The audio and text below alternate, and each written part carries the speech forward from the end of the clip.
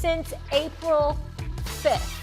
JJ and Amari Stoudemire here with us. And JJ, I want to start with you. Is this a big deal or no big deal that he hasn't taken a shot since April 5th? This is not a big deal at all. Every professional athlete has an off-season routine. Amari, let me ask you a question. Talk to me. Objectively, I'm probably somewhere in the top 10 or 15 greatest shooters of all time. Yeah. Probably. I'll give you that. Okay. Yes, I give you that. Okay. All right. Thank you both. I appreciate it. But my point to that is I didn't take a shot in any offseason until after July 4th. It didn't matter if we lost in the first round, conference finals, whatever. I took time to get my body right. I spent all of May, all of June in the weight room doing mobility, doing Pilates, doing conditioning. I got my body right. And then once July 4th weekend happened, I was in there 6 days a week shooting. I take Saturdays off. I know a lot of guys across the NBA that follow a similar routine. Steph Curry's the greatest shooter of all time. And a few years ago, they ran an article about Brandon Payne, his trainer, and Steph and the work they do in the offseason. And they provided his schedule in the offseason. And there were these long breaks in between shooting. Steph would only do work in 4-day segments at a time. And he would always take some time off after the season to get his body right. This is completely normal. And Anthony Davis talked about his offseason schedule in response to the backlash against this. The guy has been working on his body. And if we're talking about Anthony Davis and what he needs to work on, it's making sure he's available to play. This is not a big deal at all. This is completely normal, Stephen A. Listen, can I deviate from this subject just for a second before I address your point? Because I got a lot of issues with some of the points that you mentioned. But I have to ask a question, Mr. Top Gun, because you're a good-looking dude. I got to give credit where credit is due. Does the Pilates work? I'm just curious. I've never tried it. Does it work? You know, I started doing Pilates when I was a senior at Duke, and even to this day, I don't work out anymore. I still do my Pilates once a week. It is the best workout. On a reformer? I do reformer mat. I do classical Pilates. There's different schools of thought with Pilates. Does it work on the core? It works on the core. I had back problems early in my career, and it has kept me right for the last 16 years since I started doing it. All right. Because highly recommend, Stephen A. That's what I'm going to ask. I'm going to try it. I appreciate the advice. Now let me get on you for that ridiculous take that you just spewed to the American public, okay? How dare you show up on national TV and spew the nonsense that you just spewed? I will remind everybody, we are talking to a guy by the name of J.J. Redick. We just listened to one of the most ridiculous takes he will ever give on national television. Amari Stoudemire, J.J. Redick is a career for J.J. Redick, Mr. Top Gun himself, okay, is a career 41.5% shooter from three-point range. In other words, you could afford to wait until the summer to shoot. Anthony Davis is fresh off of shooting 18% from three-point range. 18%. The season before that, it was 26%. What the hell are you talking about? It's no big deal. It's no big deal when it's you, because like you said, you could shoot. So you could take time off. But how do you think? But how do you think I got to become a 41.4% three-point shooter? How do you think I got there, Stephen A? It wasn't by shooting in April and May. Time out. I don't have to think about it. I'm watching a career with J.J. Redick that shows every single year in the high 30s to the 40% shooting. Every single damn year of your career. This dude shot 18% from three-point range. And you're going to tell me that after you missed the playoffs, you missed the play-in with LeBron James as your teammate, and you're not working on your shooting. You used to be shooting every day. You should be shooting when you laying down with your kid playing around. You should be shooting Nerf basketballs. You should be shooting in garbage cans. You should be shooting that. You should go to the restaurant and throw the damn receipt into the garbage. I don't give a damn what it is. He got to shoot something. Maybe you would have shot even better. Hold on, Molly. Hold on, Molly. Last point before Amari goes. Anthony Davis, when healthy, is a top 7 player on the planet. I want him to know that's how I think about him. Anthony Davis is big time when healthy, but there is no getting around how glaringly absent his perimeter shooting was this past season and the season before that. It's something that happened to it. And the bottom line is for you to sit up there and act like it's no big deal. No, you are wrong. Amari, the floor is yours. Yeah, I don't, I understand what you guys are saying, right? Both of you guys are making really good points.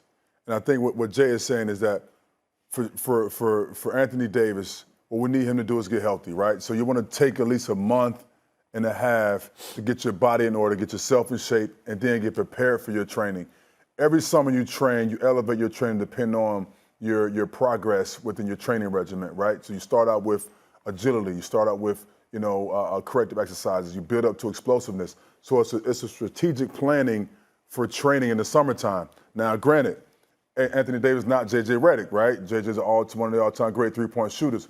Anthony Davis may not be that, but he is a very versatile player, so which requires you to train more on the basketball court than normal. Why? Because your ball handling skills got to be developed. Your post game got to be developed. Your mid-range game got to be developed. Your elbow, your space on the court got to be developed, and your three-point shot. In order to get all that work in, you have to start a little bit earlier. Now, for me, I always took maybe 3 weeks off from like basketball just to give my legs a chance to recuperate and get myself ready.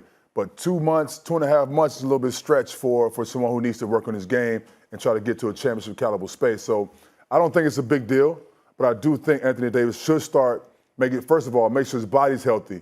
So, because like you were saying, Stephen A., if he's not healthy enough, if he is healthy, he's top 7 player in the league. If he's not healthy, then it's detrimental for the Lakers. So it's about getting his body healthy first, and then now taking that to the basketball court and improving as a player as you go through the offseason. LakersNation.com, your home for everything Lakers. LeBron James, big meeting with Rob Pelinka. Yes, they talked about the contract extension.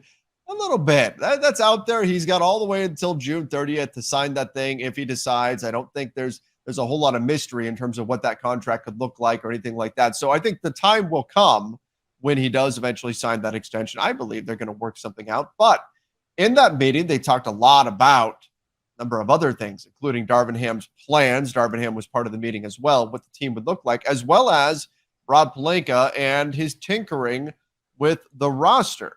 This is what Chris Haynes from Yahoo reported about that situation, saying that as far for roster tinkering, Pelinka, explaining to LeBron, said patience will be key in any potential moves the team makes. In a collaborative effort, all parties appear to be aligned on a common vision of seeing how the roster plays out before any drastic moves are sought. Sean Davis from LakersNation.com joining me. Sean, Lakers fans probably cringing a bit when they read that.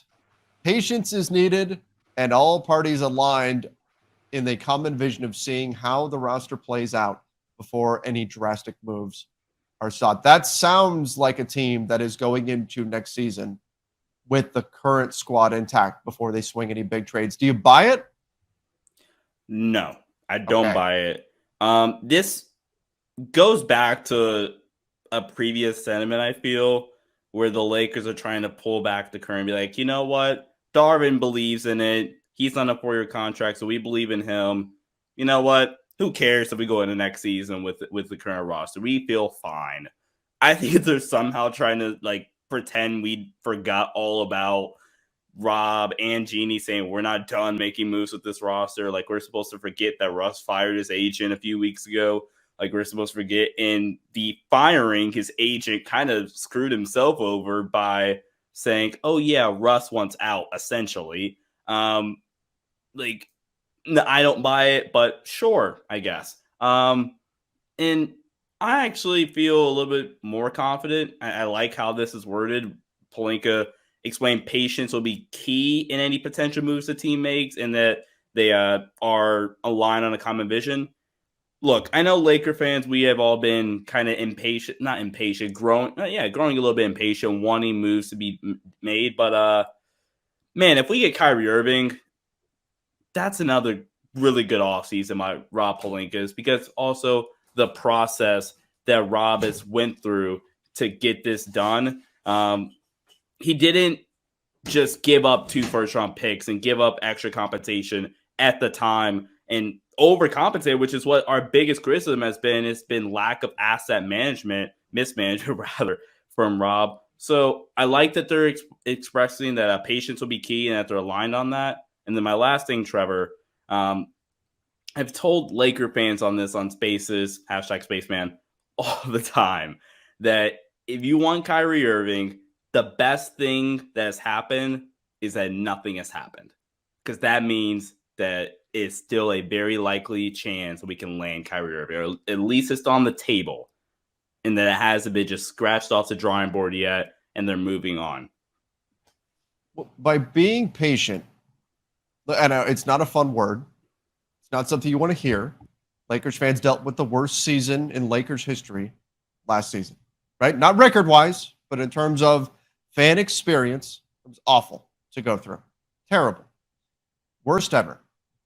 Now you're hearing, well, you got to be patient.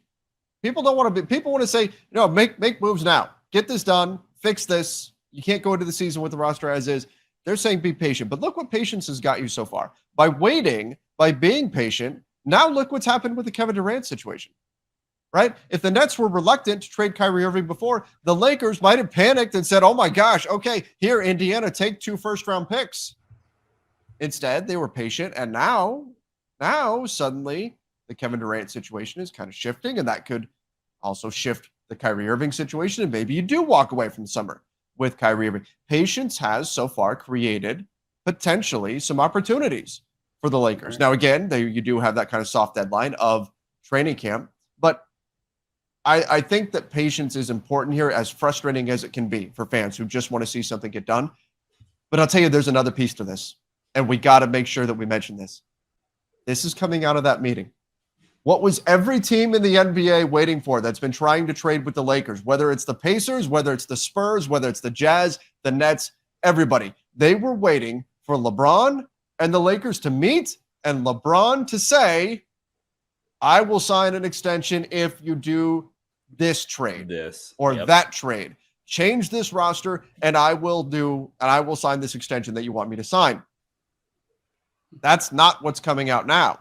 He hasn't signed the extension, but what's coming out is not this idea of, oh my gosh, we have to make a move right now. LeBron is holding this over our heads. We have to go get something done. No, this is saying we are all aligned. LeBron, the Lakers, saying, look, if we need to, we'll see how it plays out during the season. That takes away some potential leverage, whether it's true or not. That's what they're putting out there. Takes away some potential leverage from Lakers trade partners. They were hoping to be able to use LeBron as leverage against the Lakers and that extension. And now it's coming out that LeBron is okay. He's aligned with this vision of seeing how the roster plays out first. I'm not expecting them to not try to make a trade. I think they will try to make a trade. I think they will actually make a trade. I think something will happen before training camp. I think it makes too much sense for all parties involved. But this is a nice little subtle boost in leverage for the Lakers. And I think that is the big takeaway from this. Absolutely. And 2 things I wanted to add on to your point, Trevor. Imagine if Rob had panicked and given up 2 firsts in a couple of seconds to get an Indiana deal, and then this KD stuff drops and it looks like everything's hitting the fan, and now Kyrie Irving is available potentially for less than what he was already available for. Because now Brooklyn probably really actually has to trade Kyrie if KD's gone. That's 1.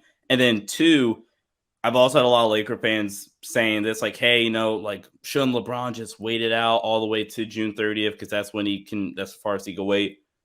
Personally, I don't know. You feel, Trevor? I hope he does not wait because that's just a cloud over your head that you're gonna have to deal with.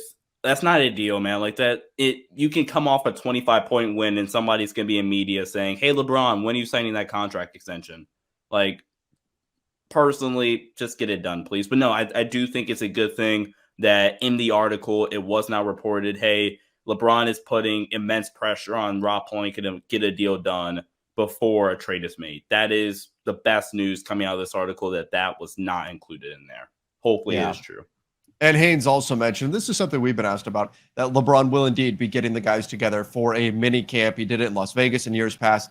Sounds like, according to Chris Haynes, they're aiming for San Diego this time. Maybe a little bit more low-key experience, which might be needed heading into the season that we're going to have here. So the Lakers players, sounds like they are going to get together again and have a players-only mini camp. So I think that is a good sign as well. But Lakers Nation, give us your thoughts in the comments down below. What do you think about this news coming out of LeBron James and his meeting with Rob Pelinka, Darvin Ham, the Lakers organization? I think this is a positive thing for the Lakers, even though it might not feel great on the surface to read that they are potentially willing to walk into the season with the team as is and see how things play out. I think from a leverage standpoint, it's actually a good thing for the Lakers. But give me your thoughts in the comment section down below. Don't forget, subscribe right here to the Lakers Nation YouTube channel. Ring that notification bell as well. Till next time, stay safe and see ya.